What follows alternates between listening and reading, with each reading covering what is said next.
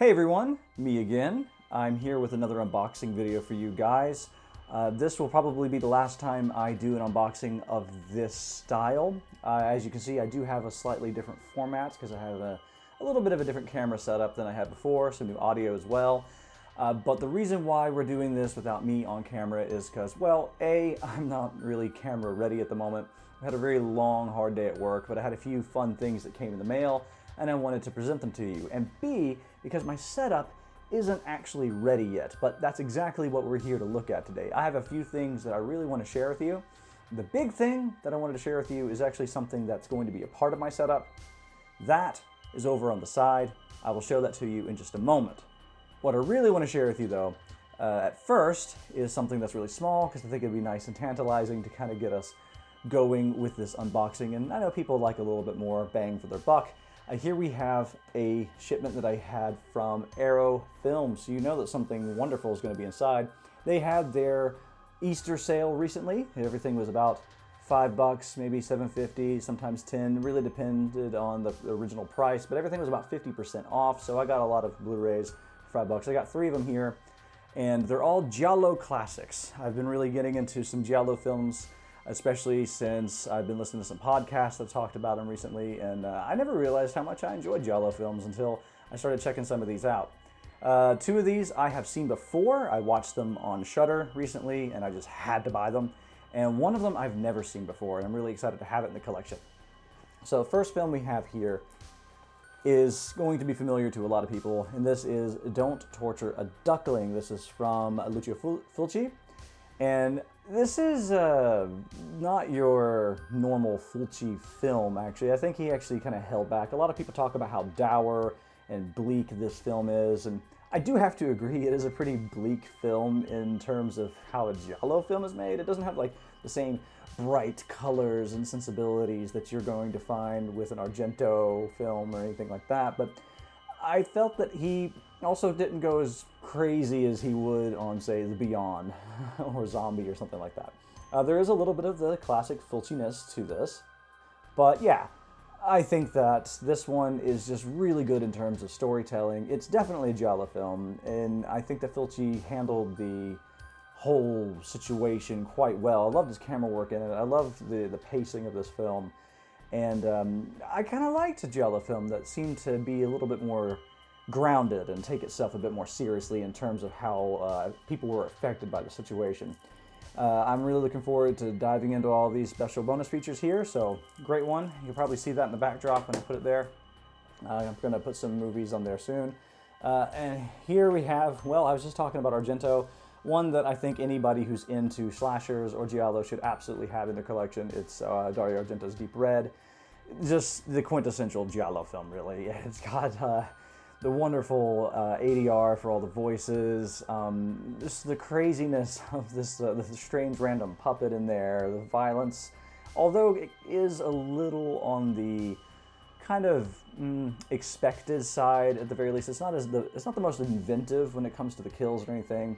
But still, it's got that Argento classic style to it. The colors are great. The cinematography is fantastic. And I mean, look at it. It's already kind of referencing the fact that Argento has a thing for glass and women falling through them. So, yeah, this movie, it's just a fantastic movie. It knows what it is. The production here knew what it was as well. Again, tons of bonus features for me to dive into. Really looking forward to that. And this third one I had heard of through all these different podcasts, but I've never actually seen.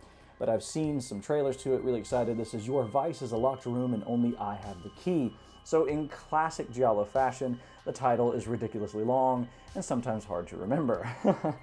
Obviously the artwork here is pretty enticing, and that doesn't really say anything about the film itself, but I just felt that every image that I've seen from trailers and still shots and stuff seemed really, really interesting. I can't wait to dive into this one and give you guys a bit more information, or at least about what I feel about this movie. So, awesome. So these 3 movies added to the collection, but that's not what you're here for. That's not what the title was talking about. Piece de resistance time. I have here a thing that will be seen in my backdrop for ages, probably always, unless it gets broken somehow, and it comes in an amazing box. So here we have a giant Lament configuration. Now, here's the thing though, this isn't actually what I was talking about. It's inside this thing. This box is actually just what's holding the beautiful thing inside.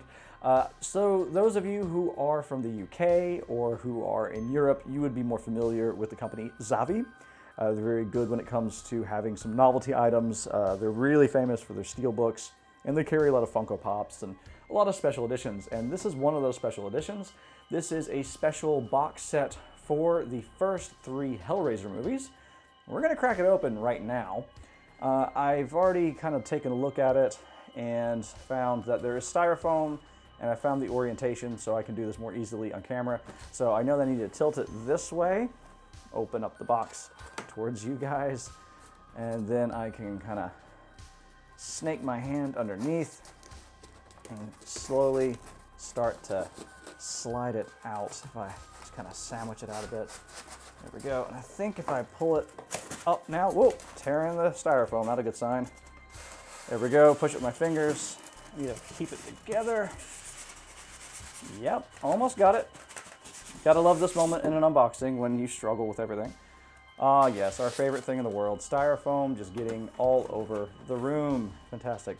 Let me see which way he's facing. Yeah, okay. So the best way for me to show this to you, excuse the styrofoam sounds.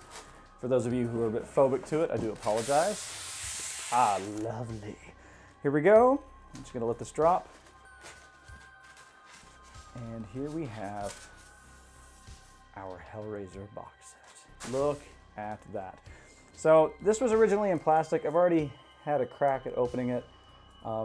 Has nothing to do with the fact that I didn't turn the camera on for my original video. Nothing to do with that at all. But one thing I did notice, in any case, is the detail on this thing. And I cannot wait to share it with you. Let's get a really good look at this guy. So I'm going to tilt it down just a bit so you can see the word Hellraiser on it.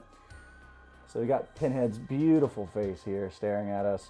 And the fun thing about this is I thought I was reading really careful because it's like, oh, I didn't want to like bend the nails. Normally if you get like a toy or a statue or something, they're going to be plastic or resin or something. These are just metal nails, guys. Like I actually got some indentations in my fingers when I first put my hands in there and opened it up. So it's crazy beautiful, crazy high quality how they put these real nails in it. And yeah, look at the detail here, just every little line on his head, in the inner ear. You even got the hook that goes behind his ear. If we go to the back here, you can see the strap that goes up his neck and actually pins to the back of his head. And of course, the thing that makes this what it is, a box set, you have the holder right here at the bottom with some foam, and it comes with the steel case edition of Hellraiser 1 through 3 on Blu-ray, all the bonus features on the back. Ah, man, I cannot wait to see this movie on Blu-ray, or all 3 of them, honestly. I love the Hellraiser movies, especially the first 4. Yeah, that's right, 4. I love Bloodlines. I think that's an awesome movie. If anybody doesn't like it, you're just turned off by the word space, I suppose. It is not Hellraiser in space. You need to watch that movie and really take a look at it. It's actually a wonderful dissection and illustration of the historical account of the limit configurations. The first movie in the franchise, in my opinion, that really focuses on what the Hellraiser actually is, which is that box right there. So as you can see, the box is gigantically huge. I don't know if I'll be able to get it into my backdrop necessarily, but this guy, Pinhead, he is going to be featured right there, front and center. And I really wanted to share this moment of unboxing my main piece for my setup. And on that note, I do have an announcement about this because this will probably be the last time you're going to see a setup like this of me just unboxing something on a table, unless you really enjoy it. So if I do some unboxings, maybe we can do it this way, but I can put some decorations in the back so we can make it, you know, very clear what I've unboxed in the past. But here, we're gonna get rid of the tripod for a moment. So yeah, we're going a little vlog style now because I want to turn the camera and look at you guys. So hey there, I have no idea what it looks like right now. You can see my headset so I can keep track of how the volume and everything is on my recording device. I just, first off, just want to thank everybody who's watching this video. If you're supporting any creator right now doing anything, you are absolutely awesome. What I also want to do is make a big announcement of what the next step and stage of Shockaholic is going to be. You may have seen some teases on Twitter already, and if you're not following me on Twitter, you can do so at ShockaholicyT. On there, I've already teased a little bit about a big project I've been working on, and this project, big is kind of an understatement. I am going to start a video series that I will entitle The 100 Years of Horror. In celebration of the fact that the Cabinet of Dr. Caligari was released in 1920, and it's considered to be one of the granddaddies of the way that we make horror movies today in the terms of structuring and atmosphere, I decided to, well, do something that a lot of film viewers and reviewers have been doing, but in my own way. So instead of just reviewing every decade for the last 100 years, you know, I've seen a few people give their top 5s, top 10s of a particular decade. I'm gonna go a little crazy with this, guys. I'm going to give my top 3 for every single year between 1920 and 2020. This project will last years. There's no way, in any way, shape, or form, that I'm going to get this done this year. There aren't enough weeks, and I cannot get a video out every week.